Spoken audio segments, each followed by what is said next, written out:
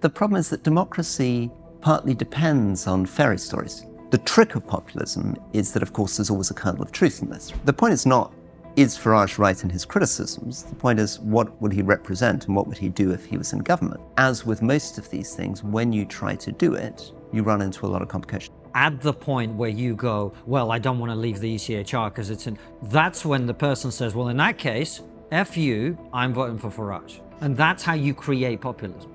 When it works, you're the great reformer, you're Margaret Thatcher. When it doesn't work, you're Liz Truss. You're a feckless, imprudent, foolish person who didn't bother to take decent advice.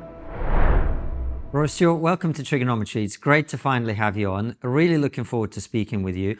The first thing we wanted to talk to you about is, obviously this is going out after the election, but you've made it clear that you are not supporting the Conservatives in this one, and perhaps maybe even going as far left as the Greens. So what does conservatism mean to you? What is a conservative in your definition?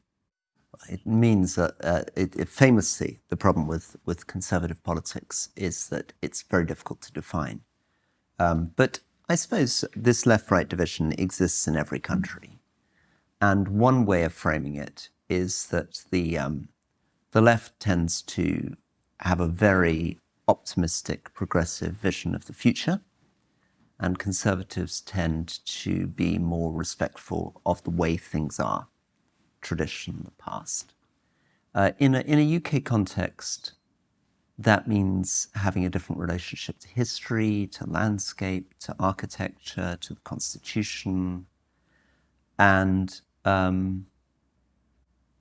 suppose a different sense of what identity is. I mean, the question is for any politician in any country has to be, to some extent, a nationalist. I mean, moderate nationalist, you can be an extreme nationalist, but you are representing this country. And what is that thing that you're representing? Is there an identity to that place that makes it distinct from other places, that's been inherited from the past? Is it just the group of people who are alive today, or is it also the people who lived and died, the people who are yet to be born? What kind of obligations do we have to the past and the future? What are our ideas of values, truth, beauty? And these aren't things which are very difficult, which are easy to articulate, because generally speaking, contemporary politics gets very quickly into a conversation about money. So that being the case, I guess what I'm getting at is, what are your disagreements and frustrations with the state of the Conservative family in the UK more broadly that have caused you to move so far away from it while still calling yourself a Conservative? Because you're not saying, I've become a Green, are you? No. You still claim to be Conservative. Yeah. So what is that dissonance? So I think it's largely about moral values. So for me, Boris Johnson was a ludicrous, dishonest buffoon who should never have been allowed to be Prime Minister, and he was facilitated by my colleagues in the Conservative Party. Liz Truss was a reckless, risk-taking, glib Prime Minister who did huge damage to our economy and should never have been enabled by the Conservative Party. The hard version of Brexit that was pursued was divisive and damaging when the Conservative Party had an opportunity to bring the country together and try to find a compromise. And so I think in terms of ethical standards, they let themselves down with Boris Johnson. In terms of thoughtful policy, they let themselves down with Liz Truss. And in terms of an idea of politics as finding compromise in the central ground, they let themselves down with a hard Brexit. So it's a sense that they betrayed important values, much more than the question of right or left. Rory, as well, there's a competency crisis, I would argue, in the Conservative Party. You look at the country they inherited in 2010, and you look at the country that they're handing over to the Labour Party. I mean, let's be fair, the Labour Party are going to win. We all know it. I would argue the country is in a worse state after a 14-year Conservative term than it was before. Yeah. Yeah. Sure. And how does that make you feel as a Conservative, that this was the party that you believed in, that you were part of, and seeing the way that the country has been handled? Well, I think how I feel is doesn't interest me very much. I think what I think is interesting is the way that you frame that. So I think you've got two things going there. Country's in a worse state, I agree. But you ascribe it to a competency crisis. So you have some idea in your head that somehow if there had been some other group of people, these kind of super competent people, the country wouldn't be in the mess that it's in. And that depends how much you think that the problems that we face in this country are actually quite structural, quite deep, quite difficult, and how much you think it's just down to the fact that Rishi Sunak's no good at his job.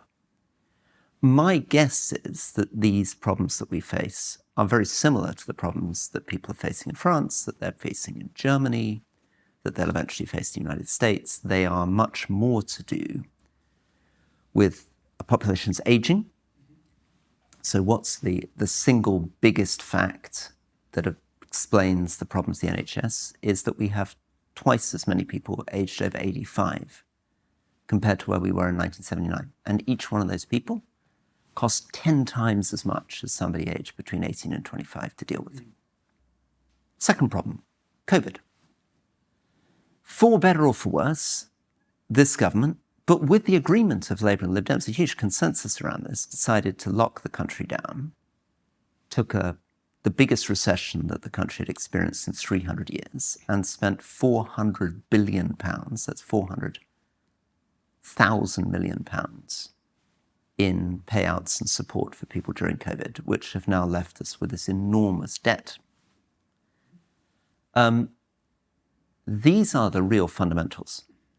And there are other things that we don't quite understand around the fringes. There are 800,000 people economically inactive, which isn't happening in other countries, but nobody really understands why that's happening. We are an economy and a structure that's incredibly dependent on immigration. So the government's taken in about 1.4 million people net over the last 2 years. Why? Well, because if you go to a hospital or you go to a care home, you discover that all the people with the skills in nursing, care, and medicine are not from Britain, they're from other countries. And the country can only run on that basis. On the other hand, we have a population that doesn't want more immigration. And has a point, because we're also short of houses. You bring in 1.4 million more people, where are they going to live? Where's the road infrastructure? Where are the schools to support them? And if you're creating a pyramid where you're always supporting your older people by bringing in more and more young people, well, that logically is just going to keep expanding until you'd end up with a population of 150 million people in what's already the most populated country on earth. So I suppose what I'm trying to say is that I fear you will find that things are not much better after 5 years of Labour government. And then you will be tempted to say, look at these bunch of incompetents, because we're not prepared to step back enough and see that fundamentally the problems are not about whether or not Rishi Sunak's bright or does his job well. Fundamentally, the problems are that we haven't managed to face these structural issues as a country. I agree with you, but my argument is not particularly with Rishi Sunak, it's a Conservative Party as a whole. When they came in 2010, they knew that there was a housing crisis. They have done little or nothing to solve that problem. And we're talking about, we have a population crisis, not enough babies are being born. Well, if you don't allow young people to get on the housing ladder, to actually to buy a place so that they can settle down, get married, have children, then isn't that the natural reaction to your own inability or unwillingness to deal with this one thing?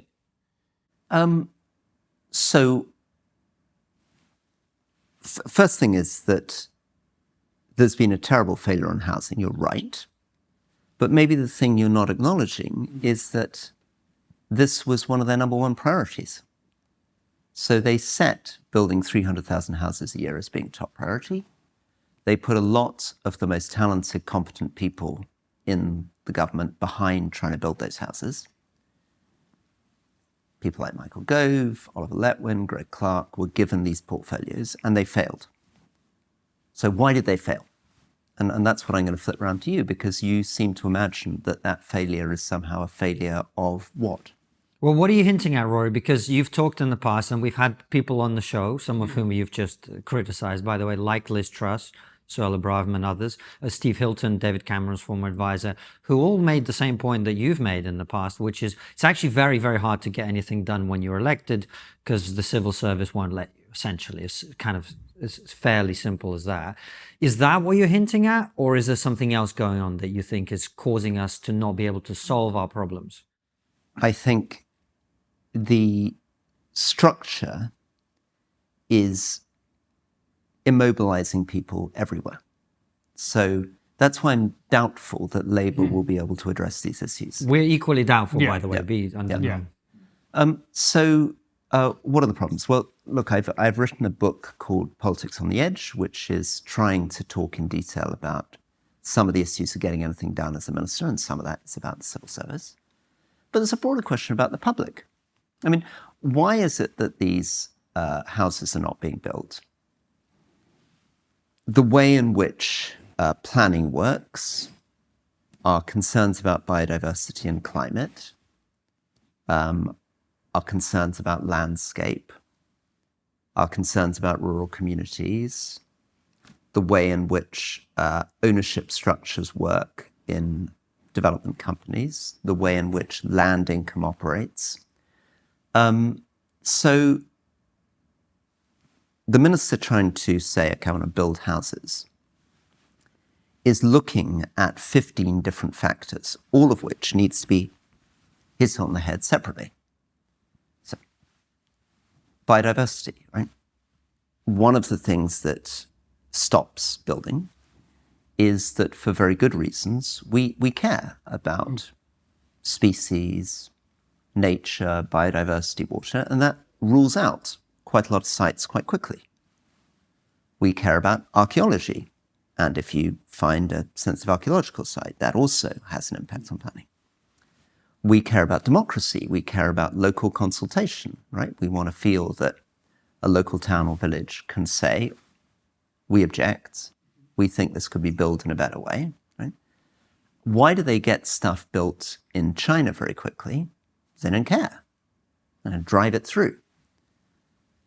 But we have to be a bit more honest about what the trade-offs are here. We have a dream that this kind of competent technocratic government's going to come in, but usually our dream is based on a culture or a society very unlike our own, in which the Chinese government will literally move an entire community to drive a train line through. They will ultimately imprison people if they object. I mean, I've been through this in my own neighborhood here in South Ken. They've been trying since before I was born, since 1972, to build something on top of the tube station. And it's been blocked again and again for 51 years. And finally, they've managed to get it through. And we're all outraged. Why are we outraged? We're outraged because it's not delivering affordable housing, because the architecture's ugly, because it's bringing in a supermarket that's going to destroy the local shops.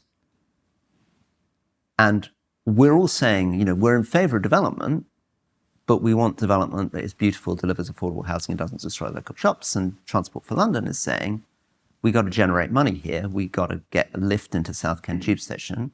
And the way to do it is to build this rather ugly, large structure and bring in a supermarket. And that's kind of microcosm of what's happening in every community around this country, that all of us want more housing, in theory, all of us want more development. But in practice, we're all very bright, educated, well-informed people who care passionately about our area. And as soon as you propose anything, it's not quite that we're NIMBYs, it's that we've all able to come up with 50 arguments for why they shouldn't be doing it in quite the way they're doing it. So that to me seems like an area where leadership is required, because leadership is about selling people on the idea that you and I have to sacrifice a little bit because you and I are going to have grandchildren one day and we want them to be able to buy a flat before they're 40. Right. But so if I take the example of South Ken Tube Station, right? I turn around to you, say the leader, my grandchildren, I turn around and say, no, my proposal has more affordable housing than your proposal. Okay. And to which Transport for London says the economics don't work. Okay, then We can't generate the money delivering the affordable housing. then that seems like a fair trade-off to me. The Transport for London building Yeah. its ugly stuff. Yeah. Okay. But if we look at London, this philosophy of building has resulted in 9 Elms, has resulted in 50, 60,000 unaffordable apartment blocks going up because the developers are trying to build as quickly as possible and generate as much money as possible. And it's not resulting in affordable housing. What I think we need is millions more council houses. But to build council houses on Transport for London or Mayor of London land would involve totally changing our financial model. We'd have to accept much lower returns. You could do it financially. I mean, you could borrow the money, you could invest, and you could get income back, but it would be a much lower return than we're used to getting. And I don't see anybody yet prepared to say, we're not going to finance Transport for London off property development. We're going to make these plots of land not lose money, but we're not going to try to generate big bucks off them. Why not? Well, Why people- won't anyone say that? Because that would require the taxpayer putting more of their taxes into running Transport for London. So if Transport for London doesn't finance the signalling on the Piccadilly line or the new lift off cheap property development that doesn't deliver affordable housing, somebody else has got to pay for it. And that will mean not the property developers paying for it, it means the rest of us paying for it, either through higher tube fares or paying bigger taxes. So the whole of the British government is often different versions of Ponzi schemes, where in order to avoid charging people taxes, which seem to be unpopular, we end up doing these weird financing initiatives, a lot of which is trying to crowd in money from the private sector by offering them profit in return for money being subsidizing the government. So that being the case, Rory, looking at the Conservative Party, does it actually have a future in its current state? Well,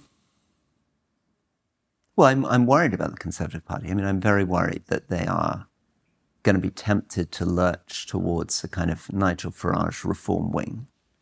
And that the reason why they'll probably lurch towards that wing is that Keir Starmer's now occupied the centre ground. And the risk is that over the next 5 years, for a lot of the problems we've talked about in this show, they're not going to be able to deliver. Keir Starmer will not be able to do stuff in the next 5 years, and that will provide more opportunity for populists. Because, I mean, we can see it. We can see it in Canada, where Trudeau's not performing. We can see it in Germany, where Scholz is not performing. We can see it in France, where Macron's not performing. In all these cases, you have people who are, broadly speaking, centre-left, moderate, fiscally conservative politicians just not delivering. And the reason they're not delivering is because of the kind of big structures of the way we're aging, the way our economies work, the way our welfare states are financed. We want, of course, in the way that you're doing now, to say, well, so, what does that mean for the Tory party? What does that mean for the Labour Party? And we want to find villains. We want to say, these guys aren't competent, these guys are terrible, because it's quite cheering up. I mean, if that's the case, then our life's about to get much better. It'd be lovely if we lived in a world. Rory, let me reiterate. Nobody in this room is under the illusion that life's about to get much better. Nobody, honestly, I'm not thinking there's Dawn Butler coming to the rescue. Right. But the problem is that democracy partly depends on fairy stories, depends on an idea. You vote out one party, you vote in another. Stuff's going to change, get better. That if things are bad, it's because there are a bunch of idiots in power. Mm-hmm. If we look at someone like Rishi Sunak, who is he? He's a bright, hardworking, diligent guy. I mean, I've got big problems with him. I got problems with his sense of vision, his leadership. Why? Why have I got problems Problems with with Rishi Sunak? I've got problems with him because he's not able to step back and see the bigger picture. But it's not that I think his problem is that he's, the normal way he's criticized is, he's kind of privileged, he's out of touch, Yeah. he's entitled, he's corrupt, he's, his wife's making money, he's incompetent, he's cruel. I don't think any of that's true. I think the guy's, brighter than us, he's more hardworking than us, he's more, he would be a successful banker, a successful lawyer, be successful in almost any business. He's just no good as prime minister. And that's because the qualities you require are very unusual. They require an incredible extent of courage, vision, values, moral integrity, which is extremely improbable for any of us to generate. To do what, Rory? You keep hinting at these big structural problems or even explicitly describing them, and no one, I think, would disagree with your analysis. But the question is, if somebody came along who was this perfect prime minister a la Rory Stewart, what would they then go and do? What do you think actually needs doing? We'll get you back to the interview in a minute, but first.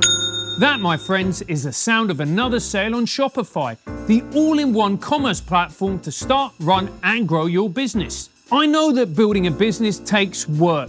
Look at my face, I'm exhausted. But the lovely thing about Shopify is that no matter how big you want to grow, Shopify is with you every step of the way. Shopify is a commerce platform revolutionizing millions of businesses worldwide. Whether you're selling handmade jewelry, art prints, or podcast merch like us, buy our merch, Shopify simplifies selling online and in person so you can successfully grow your business. Shopify even gets you selling across social media marketplaces like Facebook, Instagram, and TikTok. TikTok just makes me angry, I'm too old. So, if you're ready to get serious about selling, sign up for a £1 per month trial period at shopify.co.uk/trigger. Go to shopify.co.uk/trigger. And one more time for luck. That's shopify.co.uk/trigger. And now, back to the interview. What do you think actually needs doing? Reform of the NHS dramatically. I mean, it's now chewing up 4 out of every £10 of our current expenditure. We're spending 4 times as much on the NHS as we were in 1979 in real terms, twice as much in terms of our economy. And it's not delivering. When you say reform, how? Because your argument is we've got way more older people who need way more expensive care. How do you reform that? We would have to stop doing, and reform always is the same thing. It's about prioritization. And prioritization means you stop doing some things. So it's very, very tough. Oh, I can see that. Yeah. And so basically what you're saying to people is that there is nowhere in the world, nowhere except for Britain now, which is trying to maintain a system that doesn't have a copay or insurance model as part of it. Okay. So reform the NHS, make it part copay. What else? What else does a bright, visionary, courageous principal leader need to do? Planning reform is central. I mean, if we're to build infrastructure, we need to do that.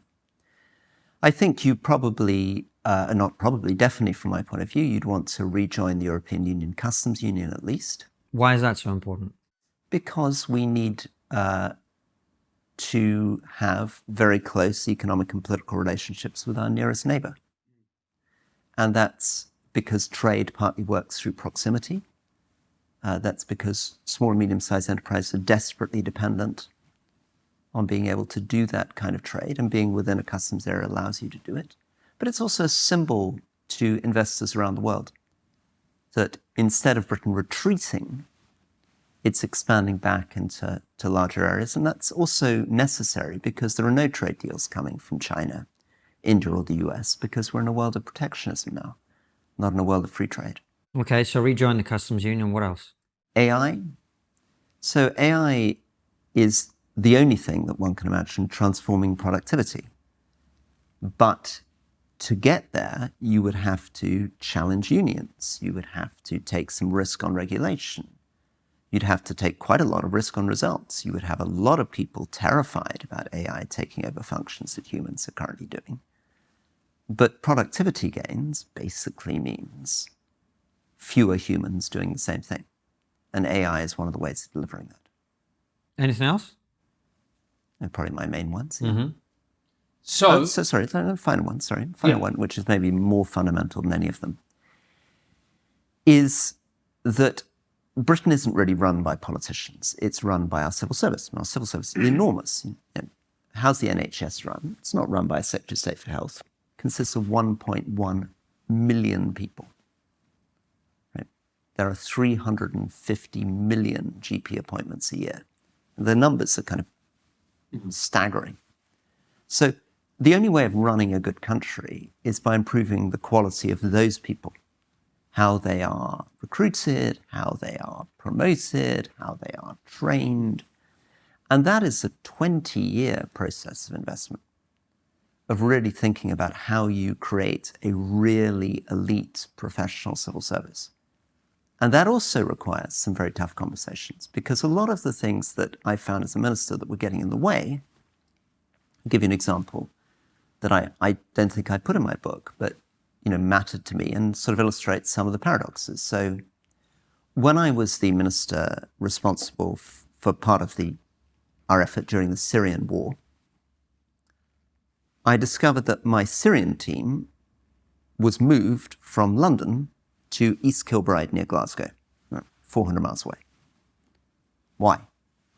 Because somebody thought it would be great for the economy of this depressed area near Glasgow to have these civil servants moved up there.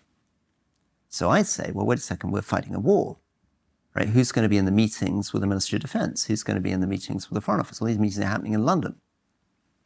Oh, don't worry, Minister, people will always be able to fly down. First they say they can do it on Zoom, then I say, no, but that's not the point, right? A lot of this stuff is happening in the margins of meetings. It's not just happening on the Zoom call. Oh, don't worry, they'll be able to fly down. Then I notice they're not flying down. So then I go up to Glasgow, I'm like, what's happening? And they say, oh, Minister, we've just done a carbon audit, and we've discovered that all these people were taking these flights. So we banned anybody from taking flights down from Glasgow to London. Instead, people can do all this stuff virtually. Now, there are two very valuable things happening here, right? Regeneration, revitalization, employment near Glasgow, and climate policy. But what's lacking is, what is the point of what they're doing? The point of what they're doing is they're trying to get involved in our biggest national security priority, which is fighting a war in Syria. And they're not there, and they're not helping. If the number one question you're asking yourself, which is, what is the most effective, practical way to make a difference in Syria, it is not to move these people up to Glasgow. But our civil service machine is brilliant at prioritizing secondary issues and taking away from the fundamental question, which is, what is the most effective way of delivering what matters to the country? Rory, what it seems to be, and that's a brilliant answer, thank you, is that underneath everything that you're saying is an unwillingness to have uncomfortable conversations. Sure. Do you think that's one of the real issue, actually, is the inability by politicians and every other person to confront uncomfortable facts, whether it's about housing, whether it's about the NHS, whether it's about geopolitics, etc., etc.? I think that's right. I think we live in a world of fairy stories. That's one of the reasons why populists do well, but all the main parties also exist in a world of fairy stories. And one of the most dominant fairy stories in our culture is that you don't need to choose, that you can always have the best of all things and the best of all possible worlds. So that story I've just told about Syria, many people listening from the civil service will be like, whoa, you don't need to choose. You can have regeneration, and you can have good climate policy, and you can have a great situation in Syria, right? Or if I complain about the fact that my head of my Yemen team was working a job share. So I had one head of the Yemen team for 2 days and another for 3 days in a week. And when I challenged it, everyone's like, well, this is necessary for diversity. It's necessary to provide maternity cover. It's necessary for a good work-life balance, that people are able to work half the week, right? I say that's fine, but the fact is, this is very inefficient because the person I'm talking to in the first 2 days doesn't know anything about what I'm talking to in the last. Oh, no, Minister, that's not true. They can do a very, very good handover in the middle of the week. There's no way that it's going to have any impact on efficiency, right? So we don't like challenging, right? We'll have something in our head, which is a good thing. Listen, I'm not saying it's not a good thing. I mean, I personally feel in my own life the lack of work-life balance. I can see why, from my life, from my wife's life, why being able to work a 3-day week can be incredibly important for a family, for your own mental health, for the development of your children, for a healthy society, particularly in a world where people can't afford childcare. All that stuff is true. And I can completely understand why, from a diversity point of view, if you want to keep women in the workplace and have senior women in the workplace, you need to provide structures to allow them to do that. But let's at least accept that sometimes you're making a choice and that there are downsides as well as upsides. I mean, that's in a way what makes me a conservative, that every bit of progress comes with a sacrifice. It's the great Thomas Sowell line, there are no solutions, only trade-offs. And what you're really saying, to translate it into simple language, and you used to be a soldier, is we're doing things for good reasons, but they're detrimental to the mission. Yeah. That's what we're doing. Yeah, our whole society is a massive example of lots of things being done for good reasons, which are detrimental to an effective, growing, productive, efficient public services, economy, and society. Now, that may be fine if we acknowledge that, but of course we don't like it. No. We don't like the result. If we were like, okay, we've got nice democratic planning processes, we support biodiversity, we support climate, we do good maternity cover, we're doing nice regeneration projects, we're saving on climate. And the impact is our economy is not going to grow so much. There are going to be big waiting lists at the NHS. Our impact on the ground in Syria is going to be pretty minimal and inefficient, but that's okay. Because we've got maternity cover. Because we've got all that stuff. Yeah, there's many stuff that in many ways our values are better. We're living out our values. We just accept that we're not going to, but of course we're not like that. We want to have our cake and eat it all the time. And this is one of the seas. Maybe, obviously, there's a risk as a conservative. It sounds like I'm just beating up on left-wing issues like maternity cover and climate. I see similar things going on the conservative side. So let me now have a go at the right. Okay. People like Liz Truss will have in their heads the answer to things is privatization, getting in the market.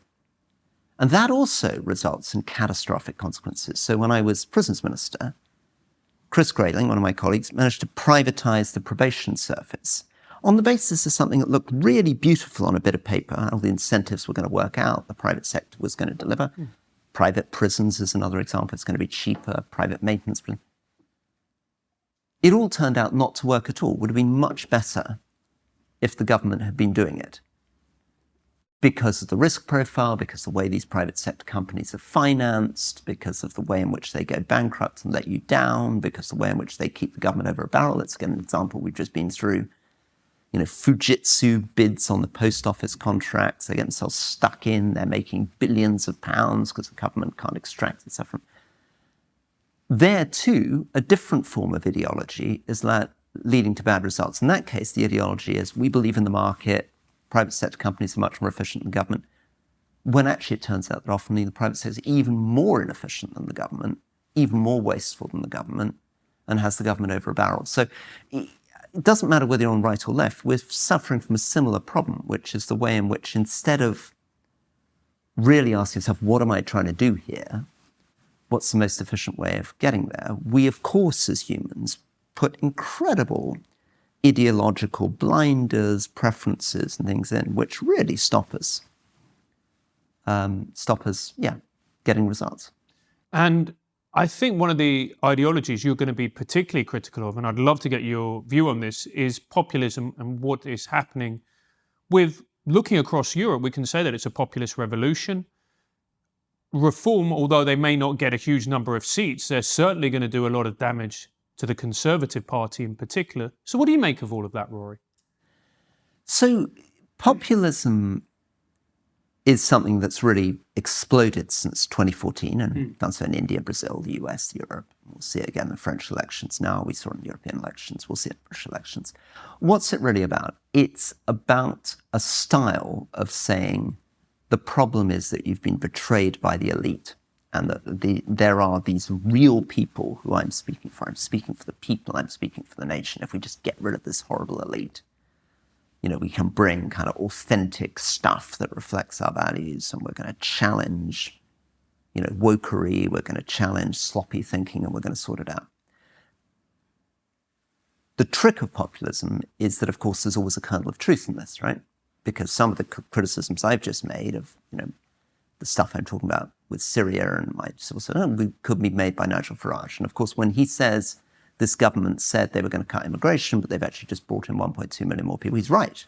When Donald Trump says this brilliant elite humiliated itself in America and Iraq and Afghanistan, and these things were completely catastrophic, disastrous, $3 trillion wars that killed a lot of people in the China, he's right. Okay?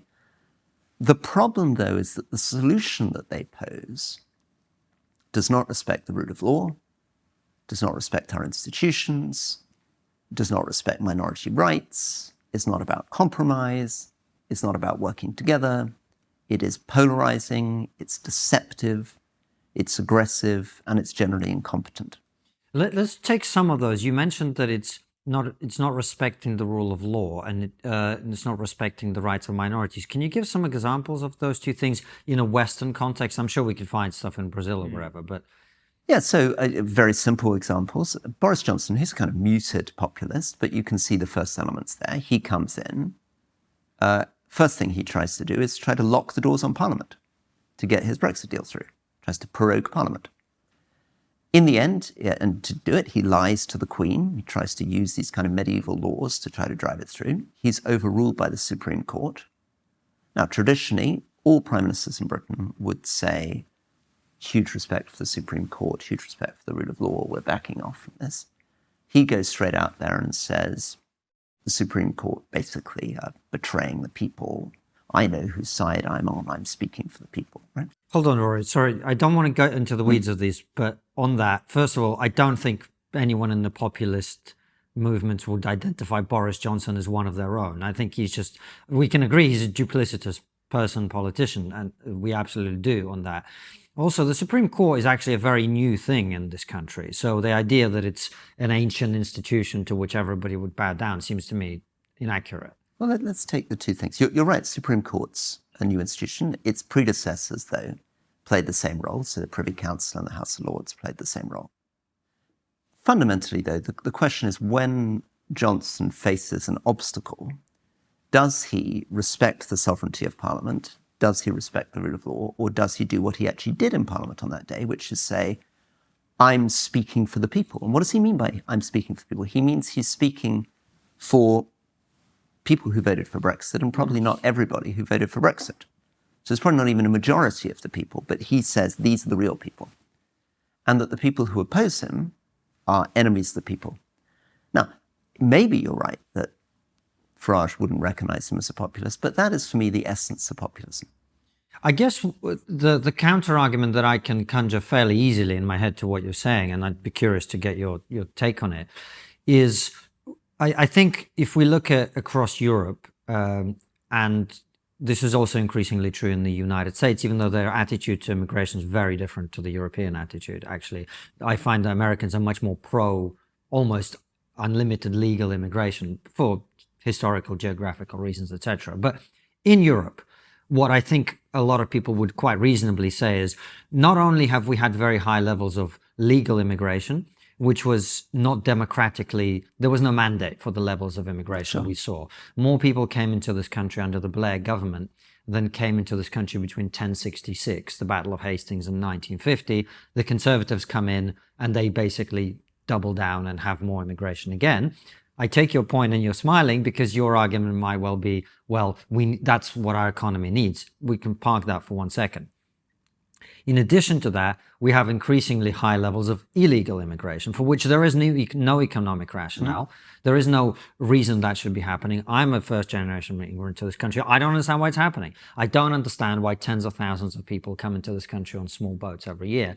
And so the counter-argument to what you're saying might be, well, if the elite are not doing the things that they're either elected to do or the things which have any rationale for being done, well, why wouldn't we vote for Nigel Farage? Yeah, well, that's exactly why he's... But why is that wrong to do? That's what I'm... Because, as I was trying to say, the point is not, is Farage right in his criticisms? The point is, what would he represent and what would he do if he was in government? As I say, a lot of Donald Trump's criticisms are perfectly valid. But I hope you don't like the idea of Donald Trump becoming president just because what he says about Iraq or Afghanistan happens to be true, right? I don't think that's why people are voting for Donald Trump. I think the reason people are voting for Donald Trump is they hope someone can deal with the problem of mass illegal immigration in America. Yeah, so... And they believe that he's much more likely to do that than Joe Biden, and he has. So I personally believe that the immigration problem is the thing that is undermining centrist governments almost more than anything else. Right, well, it is. And that it is ridiculous of Britain and other European countries not to put the arrangements in place with third-party countries and not to challenge the completely broken concept of asylum, which we inherited from the end of the Second World War. A much more sensible way of doing it would be to say we will accept a certain number of people as asylum seekers every year, and we'll define that number. So I would say 0.5% of your population a year you can take. And we will do it in a way that prioritizes female judges from Afghanistan, people who are at direct risk of war in Somalia, and we will do it as a target that we sign up to, along with Europe and the United States and Canada. We'll all sign up to this. It would be a great help if places like Japan and China signed up as well, because they aren't taking anybody. You know, Luxembourg is taking more people every year than Japan. But at least the G7 could sign up to this. And if we manage to get that through, then I think the corollary of that is, and we're not going to accept people who just happen to get on a boat, because the people who get on a boat are predominantly young men from lower middle class families who've managed to put together 10 or 20,000 euros in order to pay a people smuggler. And there's absolutely no reason to be taking them for France. France is a safe country. I mean, nobody has any reason to say, I'm at threat in France and I'm going to be safer in the United Kingdom. It's not a kind of definitional that whatever is driving them across the channel, it's not persecution. And so I think liberals of that sort, who seem to fantasize about open borders and think that anyway, are going down a very, very dangerous and misleading path. Well, it sounds to me like we agree entirely on all of that. That's what I would advocate for. And all I'm saying is I think the reason that you are seeing people vote for people like Nigel Farage and populist parties around Europe is no mainstream politician that I have heard has been willing to make that argument and then deliver on it. We haven't had that position be articulated in public and then be delivered on it. And we know over the next 5 years it's not going to happen either. Well, so to be fair to Rishi Sunak and the Conservative government, I think that broadly is their position. And they would like to get to that position. But when they try to do it, what do you have? You have one solution, Rwanda, and move people to Rwanda. Seems fair enough.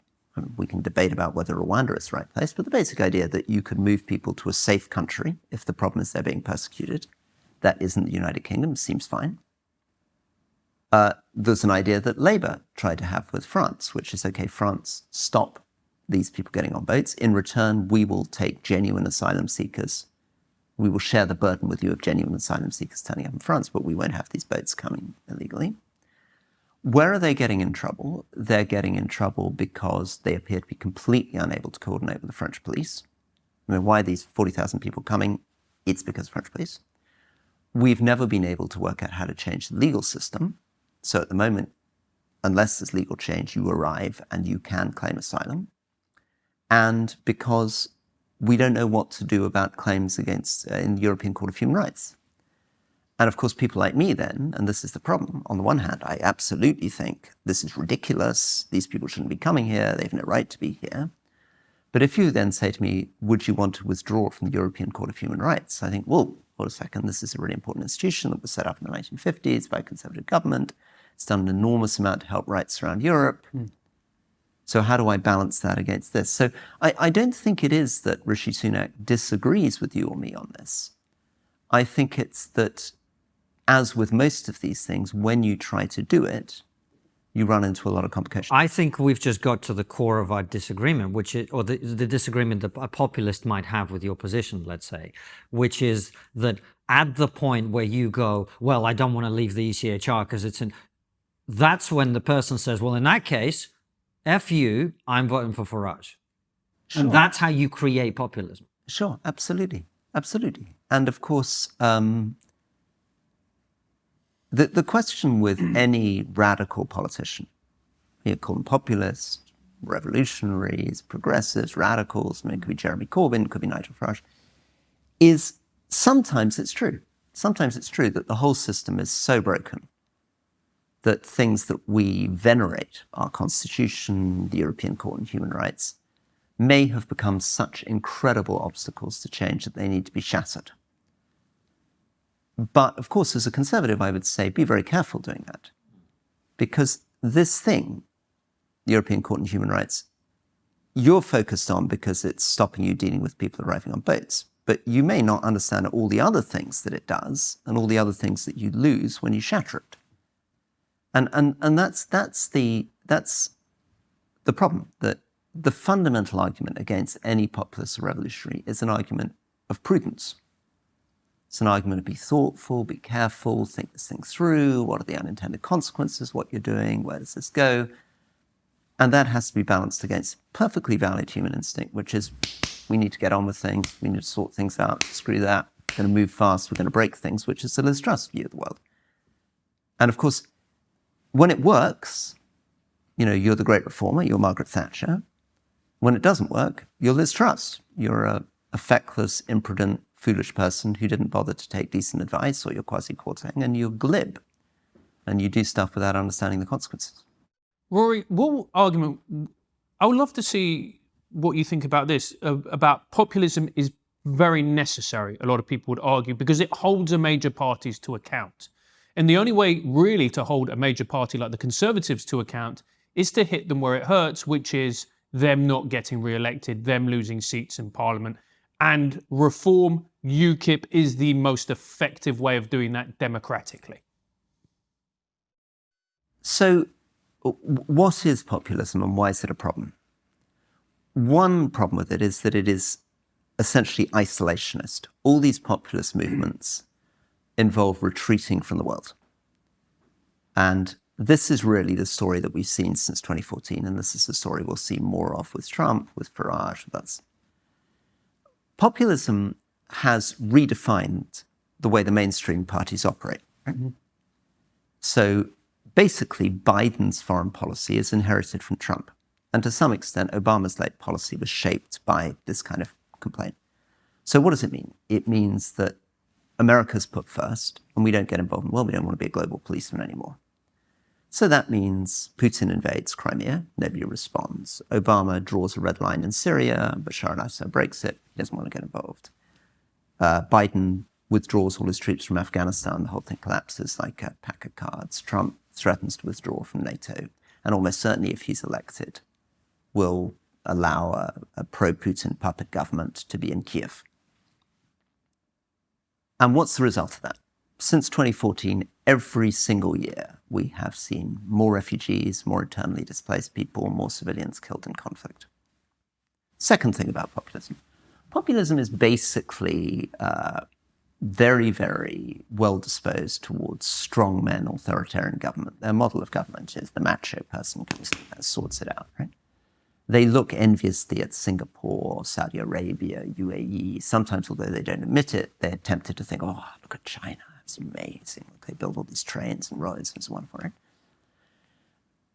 And that's why often populism is associated with what we call democratic backsliding. So in Hungary and Poland, in India and Bangladesh, you begin shutting down opposition in media, shutting down the universities that criticize you, pursuing the alternative political parties, taking them into the courts, using the civil service against your opponents, to assert yourself against your opposition.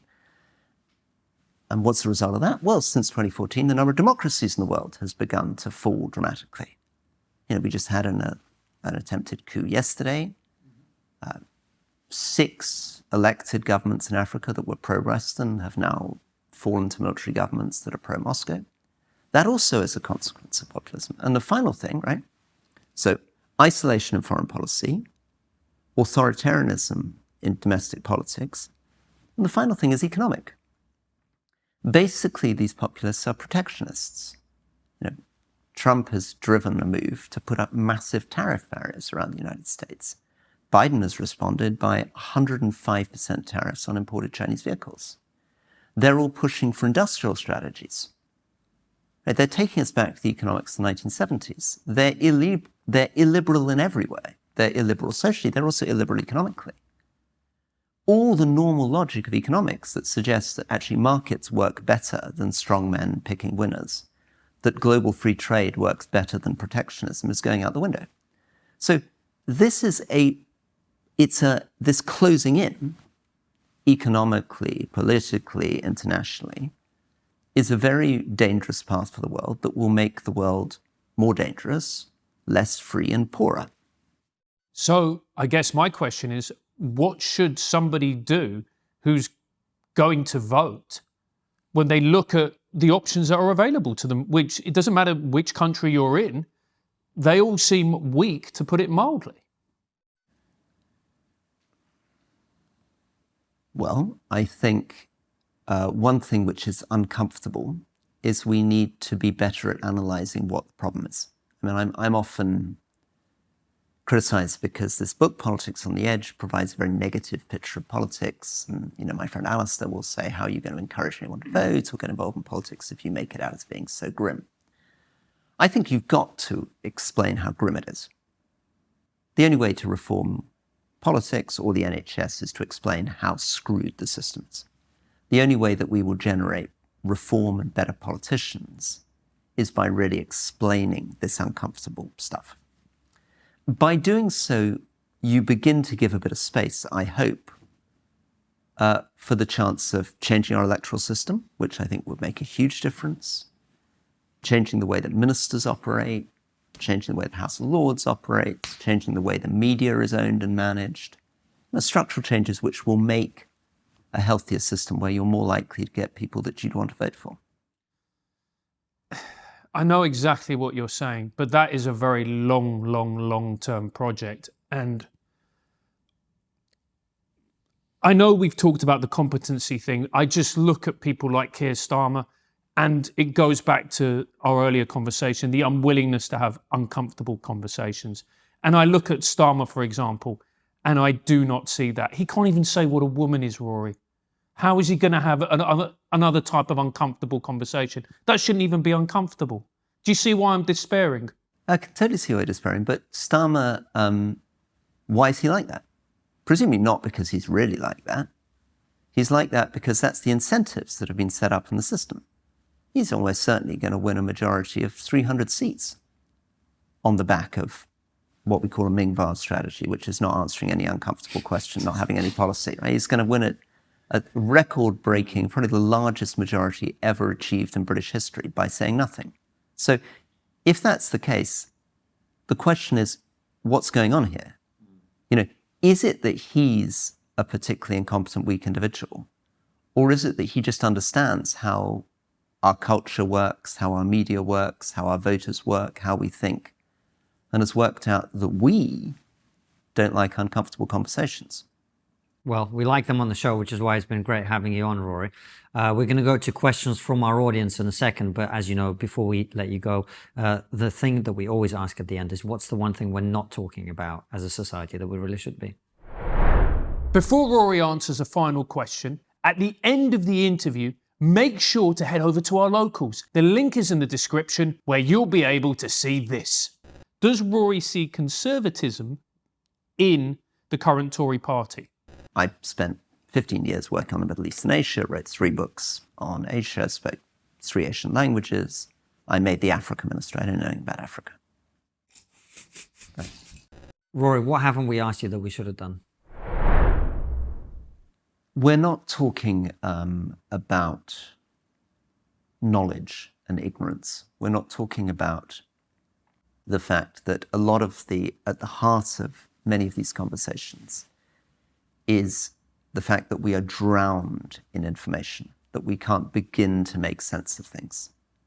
I gave the tiny example of, what would happen if you were made Secretary of State for Health tomorrow and you suddenly had to get your head around 1.1 million staff, 335 million GP appointments, goodness knows how many hours. I mean, we pretend that we're in a world of knowledge management. We pretend that the difference between good and bad results is how much you know.